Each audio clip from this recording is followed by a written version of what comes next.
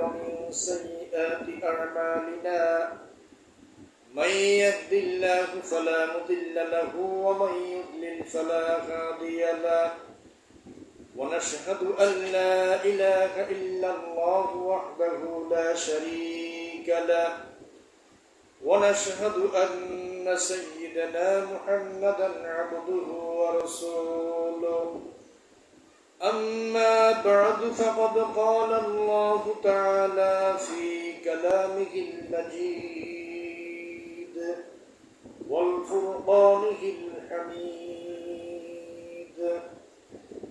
الذين إن مكناهم في الأرض أقاموا الصلاة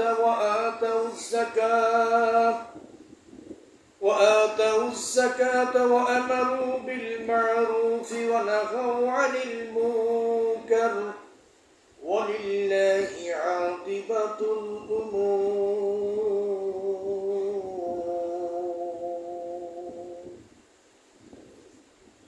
عن عبد الله بن عمرو وعن النبي صلى الله عليه وسلم أنه ذكر الصلاة يوما فقال من حافظ عليها كانت له نورا وبرهانا يوم القيامة ومن لم يحافظ عليها لم يكن له نور ولا برهان ونجاة وكان يوم القيامة مع فرعون وهامان وأبي بن خلف أو كما قال عليه الصلاة والسلام. إن الله وملائكته يصلون على النبي يا أيها الذين آمنوا صلوا عليه وسلموا تسليما. সকলেই মুহাম্মদের সাথে اللهم صل على محمد وعلى آل محمد كما صليت على إبراهيم وعلى آل إبراهيم إنك حميد مجيد.